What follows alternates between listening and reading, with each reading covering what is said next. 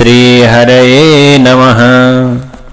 ओम नमो भगवते वासुदेवाय। वाणी गुणानुकथने श्रवणो कथायां हस्तौ च कर्मसु मनस तव पादयोर्नः। स्मृत्यां शिरस तव निवास जगत प्रणामे। दृष्टिः सतां दर्शनैस्तु भवत्तनूनां। दृष्टिः सतां दर्शनेस्तु भवत्तनूनां भवत्तनूनां। समादरणीय भक्तवृन्द, यहाँहरूलाई हार्दिक नमन, हार्दिक प्रणाम। म बार बार यहाँहरूलाई वन्दना गर्दछु। भक्तवृन्द, हामीले यहाँहरूलाई हरेक दिन भगवान विष्णुका चरित्रमा आधारित अत्यन्त मंगलमय श्री विष्णु महापुराणको कथालाई हजुरका समक्षमा हामीले प्रस्तुत गर्दै आइरहेका छौं। भक्तवृन्द, यहाँहरूलाई मैले हरेक दिन जानकारी गराउँदै आइरहेको छु। अब हामी भिडियो सामग्री र भक्ति संगीत सहित भएर श्रीमद् गणेश पुराणको कथालाई आयोजना गर्दैछौं र त्यसपछि हाम्रा विभिन्न पुराणका कथाहरू हजुरका समक्षमा प्रस्तुत हुनेछन्। र यो पहिलो कार्यक्रम हामीले लाइभ गर्ने प्रयत्न गर्ने यो प्रकारको योजना बनाएका छौं। यदि यो प्रकारको काममा हजुरहरू पनि जोडिन चाहनुहुन्छ, भगवान गणेशको उपासना गर्न चाहनुहुन्छ, आयोजक बन्न चाहनुहुन्छ, कर्ता बन्न चाहनुहुन्छ, अथवा यो श्रीमद् गणेश पुराणमा यहाँका कुनै सल्लाह, सुझाव, जिज्ञासा, प्रतिक्रियाहरू छन् भने कृपया स्क्रिनमा देखाइएका नम्बरहरूमा सम्पर्क गर्नुहोला। व्हाट्सएप, भाइबर अथवा सिधा फोनबाट पनि यहाँहरू जोडिन सक्नुहुनेछ। यहाँहरूलाई यो जानकारी गराउन चाहन्छु। धेरै भक्तहरूले हामीलाई फोन गरेर धेरै भक्तहरू यो महान कार्यमा जोडिनु भएको छ र हामीलाई अत्यन्त खुसी पनि लागेको छ। र अब यहाँहरू पनि जोडिन चाहनुहुन्छ भने अब धेरै दिन बाँकी छैन। कृपया यहाँहरूलाई म विशेष अनुरोध गर्दछु र यहाँहरू यदि कर्ता बन्ने इच्छा गर्नुहुन्छ भने पनि यहाँहरूलाई हामी सोही अनुसारको व्यवस्थापन गर्नेछौँ। हामीले यो कार्यक्रम पोखरा गर्दैछौँ, तर यहाँहरू पोखरा भन्दा बाहिर अथवा नेपाल भन्दा बाहिर हुनुहुन्छ भने पनि यहाँहरूले फोनका माध्यमद्वारा कर्तामा नाम लेखाउन सक्नुहुनेछ र अन्य कर्महरू यहाँहरूले युट्युबका मार्फतद्वारा नै दर्शन गर्नुहुनेछ। यही जानकारी गराएँ र अब आजको कथालाई पनि प्रारम्भ गरौँ। ओम सशंख चक्रम सकिरीटकुण्डलं सपीतवस्त्रं सरसीरुहेक्षणं सहारवक्षः स्थलकौस्तुभश्रियं नमामि विष्णुं शिरसा चतुर्भुजम् अशेषसंसारविहारहीनम् आदित्यगं पूर्णसुखाभिरामम् समस्तसाक्षिं तमसः परस्तान् नारायणं विष्णुमहं भजामि। ओम महालक्ष्मी नमस्तुभ्यं नमस्तुभ्यं सुरेश्वरी हरिप्रिये नमस्तुभ्यं नमस्तुभ्यं दयानिधि। श्री विष्णु महापुराण को दोस्रो चाहिँ अंशको अब 16औं अध्यायमा रौगण र जडभरतका विषयका दिव्य कथाहरू अथवा संवादहरू वर्णन गर्दै जाँदा अब यहाँ अहिले रिभु नाम गरेका ऋषिको कथा चाहिँ आज बताउँदै जानु भएको छ। ब्राह्मणले भन्नुहुन्छ, हे नरहरूमा श्रेष्ठ महाराज, त्यसपछि हजार हजार वर्षहरू बितिसके पछाडि रिभु ऋषि फेरि निधागलाई ज्ञानका विषयमा उपदेश गर्नका लागि त्यसै नगरमा जानुभयो। त्यो नगरमा पुगिसके पछाडि ऋषिले देखे विशाल सेना आदिका सहित त्यहाँका राजा नगरमा प्रवेश गरिरहेका थिए। त्यो समयमा वनबाट नित्य कर्मका लागि आवश्यक पर्ने संविधान कुश लिएर आएका अत्यन्त धर्मात्मा ती निधाग त्यो जनसमुदाय भन्दा अलिक पर भोकै र तिर्खै भोक लागेको बिचरा तिर्खा लागेको उभिरहेका थिए। यसरी अब के भयो त भने दृष्ट्वा निदाघं सरिभोर उपगम्याभिवाद्य च उवाच कस्माद् एकान्ते थीयते भवदा द्विजः।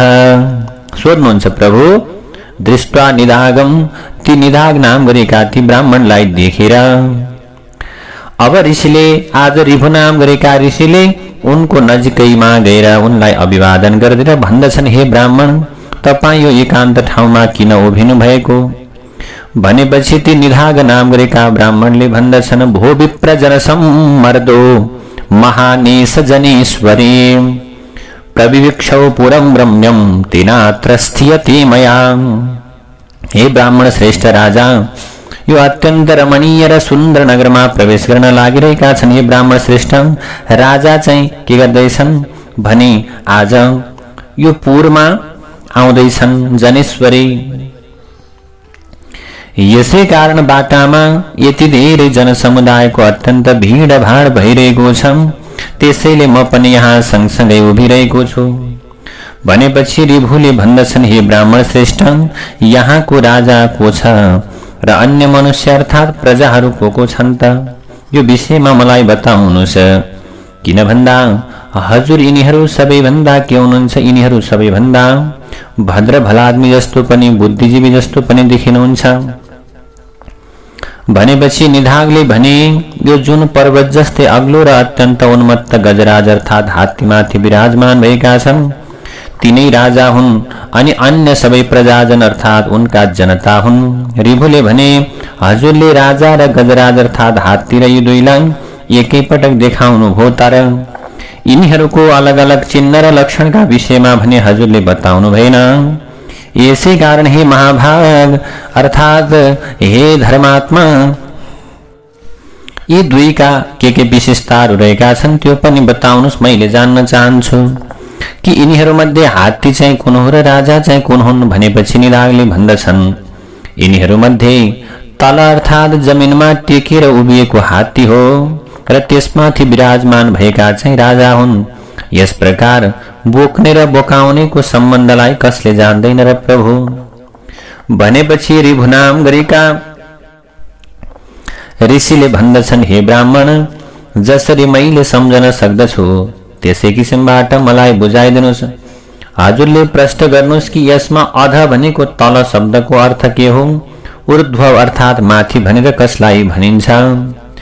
ब्राह्मणको रूपधारी आदति जड भरतले भन्दछन्, रिभुद्वारा यसरी पटक पटक आज सोधिएपछि निधागले अनायास रूपमा उनी माथि चढेर भने, हजुर मसँग सोधिरहनु भएको छ, अब म त्यो विषयमा बताउँछु, सुन्नुहोस्।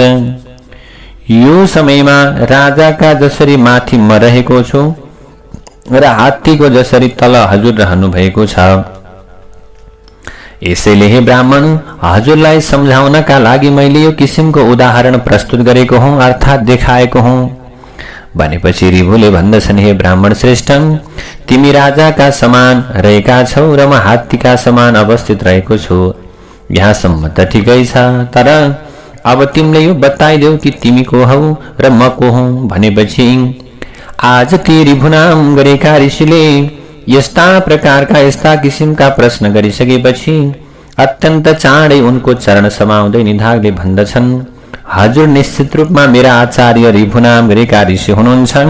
मेरा गुरुको जस्तो अर्थात् यस्ता आचार्यको जस्तो अद्वैत संस्कारबाट पूर्ण रूपमा सुसंस्कृत अर्थात् सम्पन्न भएको चित्त अन्य कसैको पनि छैन। यसकारण हजुर नै मेरो गुरु। यहाँ हजुर आज उपस्थित हुनुभएको छ। भनेपछि रिभुले भने, तिमीले पहिले जुन सेवा शुश्रूषा गरेर मेरो अत्यन्त आदर गरेका थियौ, यसै कारण तिम्रो प्रेमका बसमा परेर अर्थात् स्नेहवश हे निधाग, म रिभु नामको तिम्रो गुरु नै तिमीलाई आत्मतत्वका विषयमा उपदेश दिनका लागि आज यहाँ उपस्थित भएको हुँ।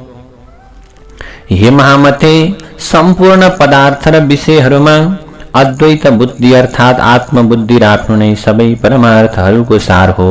यो मैले तिमीलाई अत्यन्त संक्षेप रूपमा बताइदिएँ। भनिसकेपछि आज निधागलाई यस्ता किसिमको उपदेश दिइसकेपछि परम विद्वान महर्षि रिभु फर्केर गई र निधाग पनि आफ्ना गुरुको उपदेशबाट अत्यन्तै अभिप्रेरित भएर अद्वैत संस्कारमा अत्यन्त तत्परतापूर्वक लागे। त्यसपछि निधागले सम्पूर्ण प्राणीहरूलाई आफ्नो आत्मा भन्दा अभिन्न सम्झन थाले। यस्ता तपाईं किसिमले अत्यन्त एकाग्रतापूर्वक ब्रह्म विचारमा पारायण भएका ती ब्राह्मणले आज अन्तिममा के गरे? परम मुक्तिलाई प्राप्त गरे। यथा ब्रह्म परो मुक्तिम अवाप परमाम द्विजः। उनले प्राप्त गरे।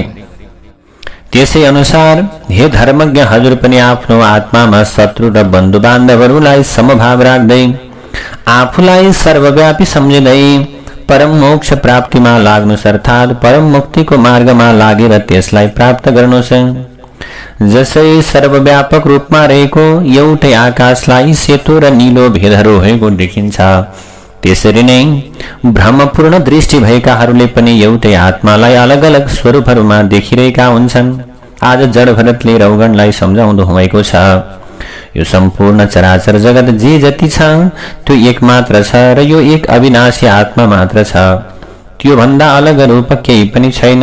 तपाई म र अन्य सबै त्यही आत्मा स्वरूप नै हौ, यसबाहेक अन्य कसैको अस्तित्व छैन। यसकारण आफूमा भएको भेद ज्ञान रूपी मोहको पूर्ण रूपमा त्याग गरिदिनुहोस् भनेपछि अब यसरी रहुगण नाम गरेका राजालाई जड भरत नाम गरेका ती ब्राह्मणले अत्यन्तै सुन्दर प्रकारले ज्ञान दिनुभयो। यही चाहिँ कुरा आज पराशरले पनि मैत्रेयलाई पुनः बताउनु भएको छ। इति ऋतस्ते न सराज बरीया तत्याज भेदम परमार्थ दृष्टि सचापि जाति स्मरणाप्त बोध तत्रैव जन्मन्य पवर्गमापः तत्रैव जन्मन्य पवर्गमापः। यसरी ती ब्राह्मण अर्थात जड भरतद्वारा उपदेश प्राप्त गरिसके पछाडि पारमार्थिक दृष्टि भएका राजर्षि सौवीर नरेशले आफूमा भएको भेद बुद्धिको परित्याग गरे। ती आफ्नो पहिलो जन्मको स्मरण राख्न सक्षम ब्राह्मण श्रेष्ठ अर्थात जड भरत पनि ज्ञानबाट पूर्ण रूपमा सम्पन्न भएका कारणले गर्दा त्यसै जन्मबाट सधैँका निम्ति के भए मुक्त भए। इति भरत नरेन्द्र सारवृतम कथयति यस्य शृणोति भक्तियुक्तः सविमलमतिरेति नात्ममोहं भवति च संसरणेषु मुक्तियोग्यः। यसरी महाराज भरतको सारपूर्ण वृत्तान्तका विषयमा जुन मनुष्यले अत्यन्त भक्तिपूर्वक कीर्तन गर्छ अथवा सुन्दछ भने त्यसको बुद्धि अत्यन्त निर्मल हुन्छ। त्यसलाई कहिल्यै पनि आत्माको विस्मृति हुने छैन, अर्थात् उसको आत्मामा अज्ञान रूपी मोहले निवास गर्न सक्ने छैन। ऊ चाहिँ जन्म जन्मान्तरमा मुक्तिका लागि योग्य बन्दछ भनेर यसरी विष्णु महापुराणमा के गर्नुहुन्छ, यी दिव्य प्रकारका कथाका प्रसङ्गहरू आज दोस्रो चाहिँ अंशको 16औं अध्यायमा आज विशेष प्रकारले पराशर नाम गरेका ऋषिले मैत्रेय नाम गरेका ऋषिलाई यस्ता दिव्य कथाहरू सुनाउनु भएको छ। यसरी हामीले विशेष प्रकारबाट के गर्यौं, श्री विष्णु महापुराणको दोस्रो चाहिँ अंशलाई यही नै विश्राम गर्दछौं। श्री कृष्ण गोविन्द हरे मुरारे हे नाथ नारायण वासुदेव अनंत वैकुंठ मुकुंद कृष्ण गोविन्द दामोदर माधवेति। अब तेस्रो चाहिँ अंशको पहिलो अध्यायमा मैत्रेय नाम गरेका ऋषिले प्रश्न गर्नुहुन्छ, कथिता गुरुना सम्यग भूसमुद्रादि संस्थिति सूर्यादीनाञ्च संस्थानं ज्योतिषाम् अपि विस्तरात्। मैत्रेयले प्रश्न गर्नुहुन्छ, हे गुरुदेव, हे पराशरजी महाराज, हजुरले पृथ्वी समुद्र आदिको स्थिति अनि सूर्य आदि ग्रहहरूको अवस्थाका विषयमा मलाई पूर्ण रूपमा अत्यन्त अत्यन्त अत्यन्त विस्तार पूर्वक बताइदिनु भयो। हजुरले देवता आदि र ऋषिहरूको सृष्टिका विषयमा अनि चारवटै वर्णहरू अनि त्रियग योनिका जीवहरूको उत्पत्तिका विषयमा पनि मलाई विस्तार पूर्वक वर्णन गर्नुभयो। त्यस्तै गरेर ध्रुव प्रहलाद चरितम विस्तरा च त्वयोदितम, ध्रुव अनि प्रहलादका चरित्रका विषयमा पनि विस्तरात भनेको विस्तृत रूपले हजुरले मलाई वर्णन गर्नुभयो गुरुदेव। अब चाहिँ म हजुरका मुखारविन्दबाट मनमन्तर अनि इन्द्र एवं सम्पूर्ण देवताहरूका साथै मनमन्तरहरूका अधिपति मनुहरूको कथाका विषयमा सारपूर्ण किसिमबाट मैले चाहिँ अब विस्तार पूर्वक सुन्न चाहन्छु भनेर मैत्रेय नाम गरेका ऋषिले पराशर नाम गरेका महर्षिलाई आज प्रश्न गर्नुभयो। अब पराशरले भन्नुहुन्छ अतीतानागतानिह यानि मन्वन्तराणि वै तान्यहं भवते सम्यग कथयामि यथाक्रमम्। पहिला अर्थात भूतकालमा जति पनि मन्वन्तर थिए अनि जो भविष्यमा जुन जुन मन्वन्तर हुनेछन् तिनीहरू सबैका विषयमा मैले चाहिँ अब क्रमबद्ध रूपमा वर्णन गर्दछु। सबैभन्दा पहिले स्वयम्भू नाम गरेका मनु भए, त्यसपछि क्रमबद्ध रूपमा स्वारोचिस, उत्तम, तामस, रैवत र चाक्षुष आदि नाम गरेका मनु भए। यी चाहिँ 6वटा मनवन्तरहरूको समय पहिले नै समाप्त भइसकेको छ। अहिले चाहिँ सूर्यपुत्र वैवस्वत मनुको समय चलिरहेको छ, जसलाई चाहिँ 7औं मनवन्तर भनेर भनिन्छ। कल्पको आरम्भ अर्थात सुरुमा जुन स्वयम्भू मनवन्तरका विषयमा बताइएको छ त्यसमा आज देवता र सप्तर्षिहरूका विषयमा पनि वर्णन गरिएको छ। अब चाहिँ अगाडि म स्वारोचिस मनुका मनवन्तराधिकारी देवता, ऋषिहरू र मनुका छोराहरूका विषयमा विस्तार पूर्वक तिमीलाई बताउने छु। हे मैत्रेय, स्वारोचिस मनवन्तरमा पारावत र तुषित नाम भएका देवताहरू थिए र अत्यन्त बलशाली विपश्चित नाम भएका त्यो समयका इन्द्र थिए। ऊर्जस्तम्भ, प्राणवात, ऋषभ, त्यस्तै गरेर निरय र परपानी 7 त्यो समयका सप्तर्षिहरू थिए। अनि स्वारोचिस मनुका चैत्र र किमपुरुष आदि नाम गरेका छोरा भए। यस्ता प्रकारले तिम्रो जिज्ञासा अनुसार दोस्रो चाहिँ मनवन्तरका विषयमा विस्तृत रूपमा वर्णन मैले गरिदिएँ। अब चाहिँ उत्तम मनुका सम्बन्धका विषयमा ध्यानपूर्वक सुन हे ब्राह्मण। तेस्रो चाहिँ मनवन्तरमा उत्तम नाम भएका मनु थिए। त्यसरी त्यो मनवन्तरमा सुशान्त नाम भएका देवाधिपति अर्थात् देवताहरूका राजा इन्द्र थिए। त्यो समयमा सुधाम, सत्य, शिव, प्रतर्दन र वशवर्ती सबै 12 देवताहरूका 5 प्रकारका 5 किसिमका गणहरू थिए। त्यो मनवन्तरमा वशिष्ठ ऋषिका 7 छोराहरू सप्तर्षिका रूपमा रहेका थिए अनि अज, परशु र दिव्य आदि उत्तम मनुका छोराहरू थिए। त्यसपछि तामस मनवन्तरमा स्वरूप, सत्य, हरि एवं सुधी 4 देवताहरूका वर्ग थिए र यी प्रत्येक वर्गमा 27 देवताहरू रहेका थिए। त्यो समयमा 100 अश्वमेध यज्ञ गर्ने शिवी नाम भएका राजा इन्द्र थिए। र त्यो समयमा जुन सप्तर्षिहरू थिए तिनीहरूको नामका विषयमा पनि पराशर नाम गरेका ऋषिले आज मैत्रेय नाम गरेका ऋषिलाई बताउनु भएको छ। तिनीहरू ज्योतिधामा, पृथु, काव्य, चैत्र, अग्नि, बनक एवं पिबरी 7 त्यो मनवन्तरका सप्तर्षि भए। तामस मनुका नर, ख्याति, शान्तहय, जानुजङ्ग आदि अत्यन्त बलशाली छोराहरू नै त्यो समयका प्रतापी राजाहरू थिए। 5औं मनवन्तरमा रैवत नाम भएका मनु थिए। त्यो समयमा इन्द्रको नाम विभु रहेको थियो र त्यो समयमा जुन देवताहरू रहेका थिए उनीहरूको नामका विषयमा पनि विस्तार पूर्वक बताउनु भयो। यो मनवन्तरमा 14 देवताहरूका अमिताभ, भूतस्य, वैकुण्ठ र सुमेधा नाम गरेका गणहरू भएका थिए। हे विप्र, यो रैवत नाम भएको मनवन्तरमा हिरण्यरोमा, देवश्री, ऊर्ध्वबाहु, वेदबाहु, सुधामा, प्रजन्यानि, महामुनि यी 7 प्रकारका सप्तऋषिहरू रहेका थिए। त्यो चाहिँ मनवन्तरमा बलबन्धो सुसंभारो सत्यकाद्याश्च तत्सुताः नरेन्द्राः सुमहावीर्या बभुवुर्मुनिसत्तमा। बलबन्धु, सुसंहारो, सत्यका आदि नाम भएका ती रैवत मनुका अत्यन्त पराक्रमशाली छोराहरू त्यो समयका राजा थिए।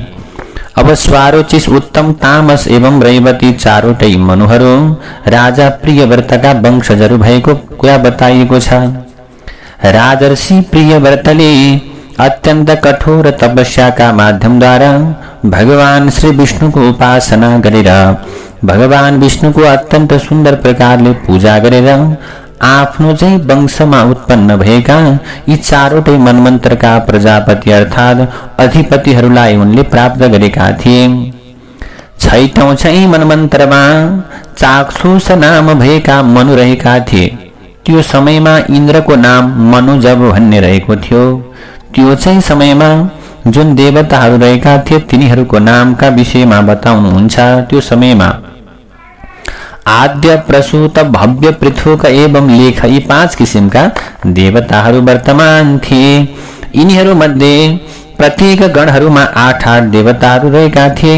त्यो मनमन्त्रमा सुमेधा विरजा हविष्मान उत्तम मधु अतिनामा अनि सहिष्णु नाम गरेका सप्त ऋषिहरू थिए। उरुहो पुरुहो शतद्युम्ना प्रमुखाः सुमहावलाः चाक्षुषस्य मनुपुत्रा पृथिवीपतयो भवन। चाक्षुषका अत्यन्त बलशाली छोराहरू उरु पुरु शतद्युम्न आदि त्यो समयका अत्यन्त पराक्रमी राजा थिए। हे ब्राह्मण देव, यो समयमा 7औं मनमन्त्र चलिरहेको छ। यसमा सूर्यका छोरा अत्यन्त तेजस्वी र बुद्धिमान श्राद्धदेव नाम गरेका मनु रहेका छन्।